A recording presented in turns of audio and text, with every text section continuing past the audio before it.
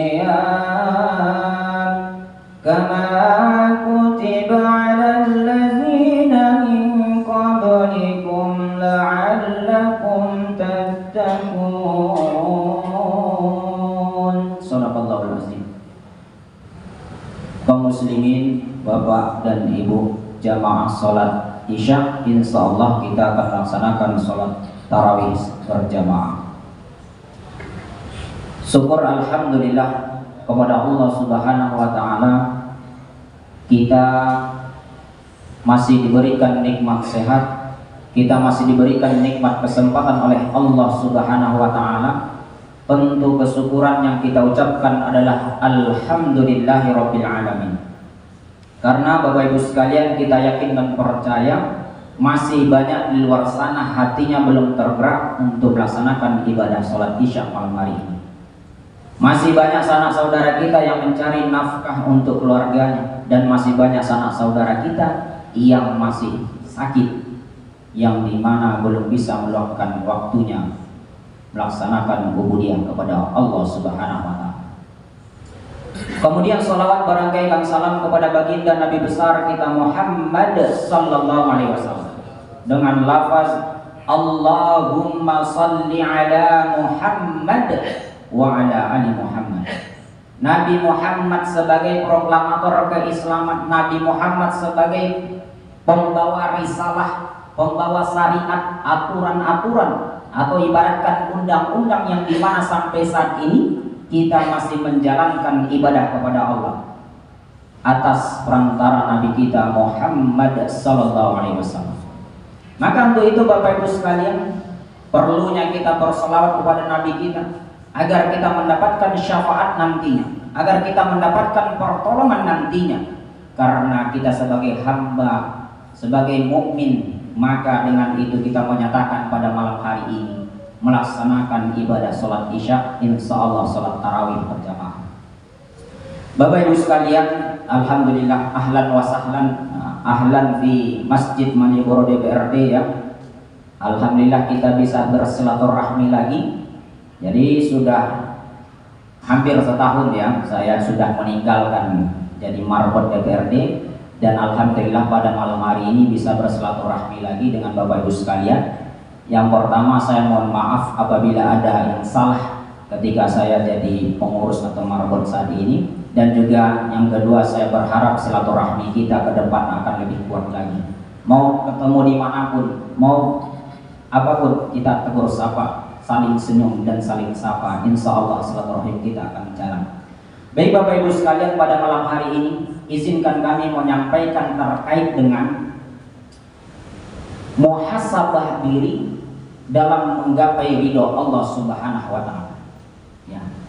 Alhamdulillah, sesuai dengan jadwal pada malam hari ini kita masuk malam ke-17, hebat. 17 Ramadan. Jadi kita sudah melebihi separuh dari 1 bulan. Jadi 15 tambah 2 berarti sudah 17 malam kita melewati bulan Ramadan, hari-hari Ramadan. Tentu dengan itu Bapak Ibu sekalian masih ada beberapa hari lagi menuju akhirnya bulan suci Ramadan. Semoga nantinya kita sama pelaksanaan sholat Idul Fitri, melaksanakan kemenangan untuk umat muslim sedunia. Jadi kita bisa mendapatkan kemenangan yang hakiki kepada Allah Subhanahu wa taala. Bukan hanya sekedar kemenangan bahwa kita bisa memiliki baju baru, kemenangan bahwa kita bisa tegur sapa, silaturahmi di antara kita nantinya di Idul Fitri. Bukan itu poin utamanya. Tapi kemenangan yang hakiki adalah kemenangan yang dimana Bapak Ibu sekalian dari awal Ramadan sampai akhir Ramadan diijabah oleh Allah, diterima oleh Allah.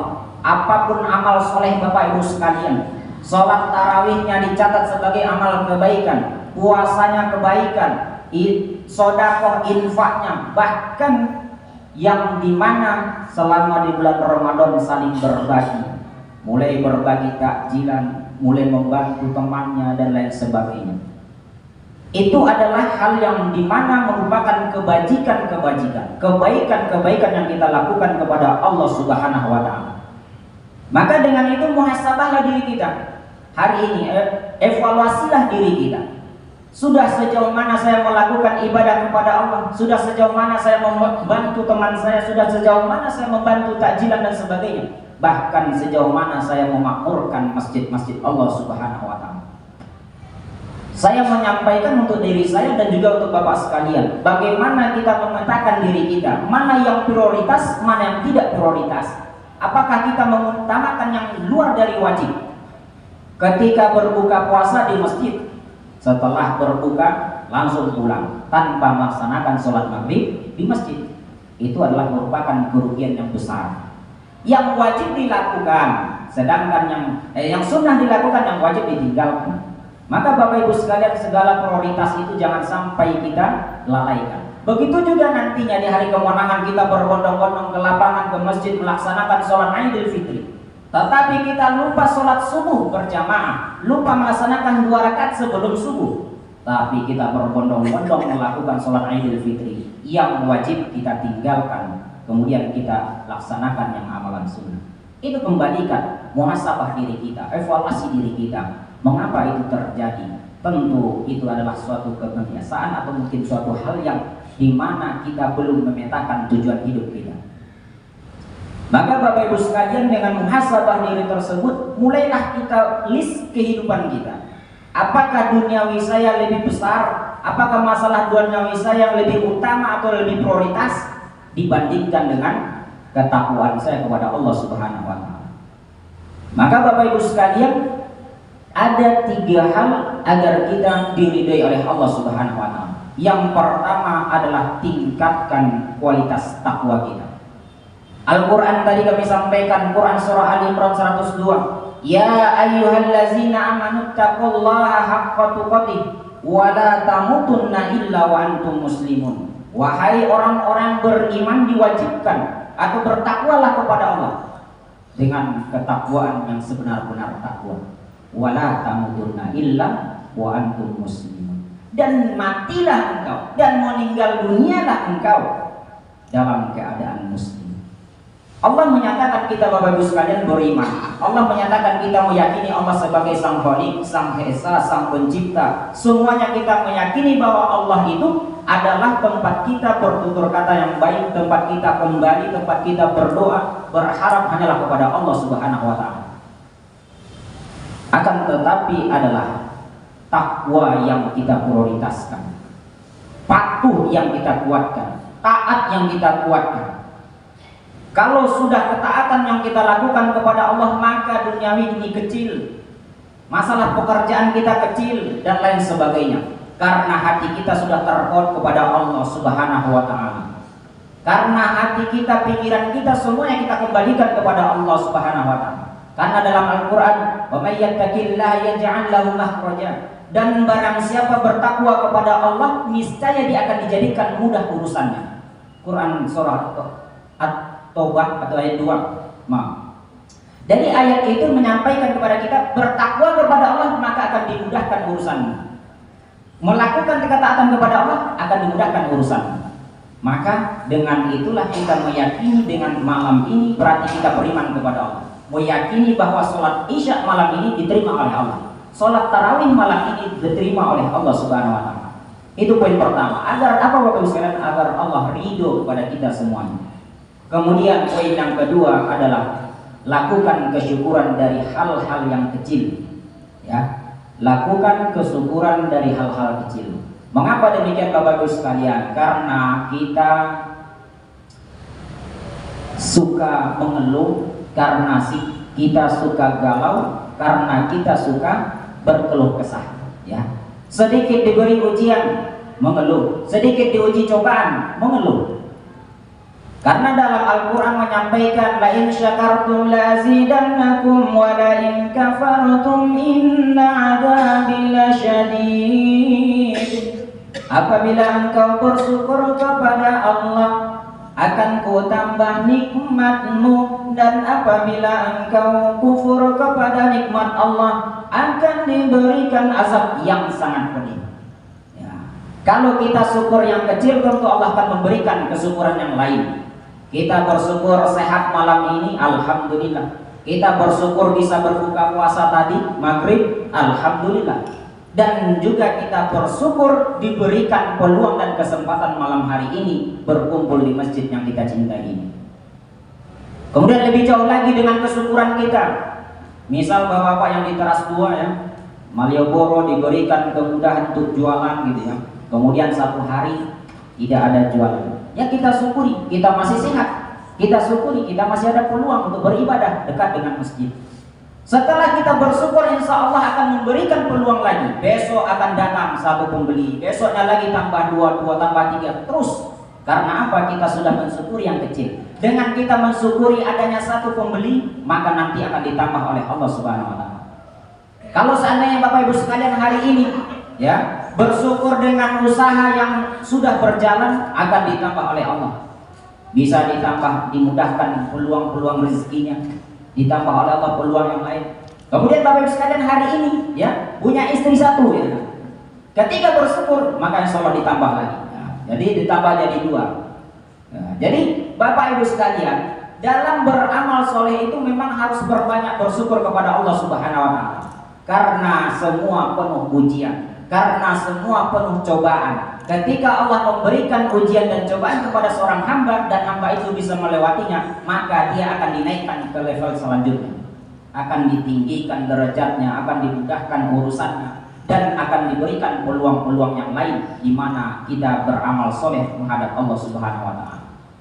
Maka kesyukuran dari hal yang kecil nanti akan jadi besar. Setelah besar kita akan bersyukur, dan jadilah kita jadi pemimpin, jadilah kita sebagai saudagar, di mana ketika kita sudah di atas, kita tidak lupa saat kita di bawah. Maka kita akan dimudahkan jadi dermawan, berbagi infak, sedekah, dan juga membantu orang-orang yang membutuhkan dalam hal untuk makannya, untuk minumnya, bahkan kehidupan sehari-hari.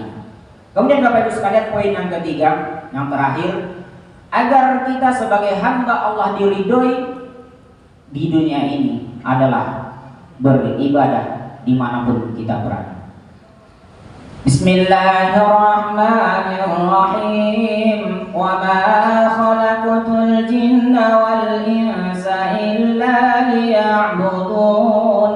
Tidak akan kuciptakan jin dan manusia kecuali beribadah kepada Allah. Mau jabatanmu tinggi, mau urusanmu, usahamu besar, mau pendapatanmu besar, apalagi mau semua itu adalah titipan Allah Subhanahu wa Ta'ala. Poin pentingnya adalah ketika Bapak Ibu berusaha tapi diimbangi dengan ibadah, maka itulah yang prioritas dalam kehidupan. Kalau salah satu tinggal, maka kita tidak akan balance dalam kehidupan, tidak akan seimbang dalam menjalani kehidupan. Bapak Ibu sekalian berusaha kemudian lakukan ibadah, maka tujuannya jelas menuju surga Allah. Kalau Bapak Ibu usaha, prioritaskan usaha, kemudian tinggal sholatnya. Azan berkumandang, Allahu Akbar, Allahu Akbar, acuh tak acuh dan tidak mendengarkan sama sekali. Bahkan untuk melangkahkan kaki menuju masjid saja enggan melakukannya. Sedangkan nyawa kita atas izin Allah, sedangkan pikiran kita atas izin Allah, bahkan usaha kita, jabatan kita atas izin Allah Subhanahu wa Ta'ala. Lantas apa yang mau kita sombongkan? Lantas apa yang mau kita angkuhkan? Dan apa yang harus kita pamerkan dalam kehidupan hari ini? Maka Pak, jadilah kita sebagai hamba yang penuh muhasabah diri. Jadilah kita hamba yang ingin diridhoi oleh Allah, bukan ingin diridhoi oleh manusia. Kalau seandainya kita ingin diperhatikan oleh manusia, maka itu hanya sebatas dunia. Kalau kita berharap kepada manusia, maka itu hanya sebatas dunia. Karena teman kita punya teman lagi, di mana dia akan menyampaikan terkait masalah kita, terkait ujian terhadap kita, maka nanti akan menyebar seluruh temannya lagi. Maka kita menjadi malu, maka kita menjadi down dan sebagainya. Maka Bapak Ibu sekalian, dalam hal ini mulailah petakan diri kita. Masih Ramadan beberapa hari lagi, masuk nanti itikaf, diprioritaskan lagi, baca Qur'annya dikuatkan lagi, tarawihnya, kemudian zikirnya, istighfarnya, sholawatnya dikuatkan lagi, sambil jaga sambil nunggu usahanya atau jualannya, sambil zikir astagfirullahaladzim, astagfirullahaladzim, astagfirullahaladzim, silahkan sampai 100.000, bahkan 200.000, monggo. Kemudian nanti setelah itu lakukan sholat, lakukan zikir lagi, sholat, baca Quran, sholat, itu aja. Jadi kita hidup ini dari bangun sampai tidur lagi semuanya penuh dengan ibadah kepada Allah Subhanahu wa taala. Karena itulah poin pentingnya, jangan sampai kita ya lalai akan kehidupan ini, jangan kita sampai lalai dalam apapun yang kita dapatkan hari ini, karena semuanya akan kembali kepada Allah dan semuanya akan dihisap oleh Allah. Pertanyaannya, apakah hari ini kalau seandainya kita dihisap, kita sudah mampu menghadap Allah Subhanahu wa taala? Apakah kita sudah bisa membawa amal kita menuju Allah? Apakah kita sudah bisa membawa amal ibadah kita, amal soleh kita, kemudian sedekah kita, sholat kita dan sebagainya? Itu kembalikan kepada diri kita, maka nantinya diri kita akan mengevaluasi dan nantinya akan ada perubahan di antara kita. Maka itu saja Bapak Ibu sekalian yang dapat saya sampaikan, semoga jadi amal ibadah bagi saya menyampaikan dan bagi Bapak Ibu sekalian bisa dilaksanakan dalam kehidupan sehari-hari. Amin ya rabbal alamin. Dan jadilah kita hidup barokah. Barakallahu li wa lakum fil Qur'anil azim wa nafa'ni wa iyyakum bima fihi minal ayati wa zikril hakim wa taqabbal minni tilawatahu innahu ghafurur rahim. Assalamualaikum warahmatullahi wabarakatuh.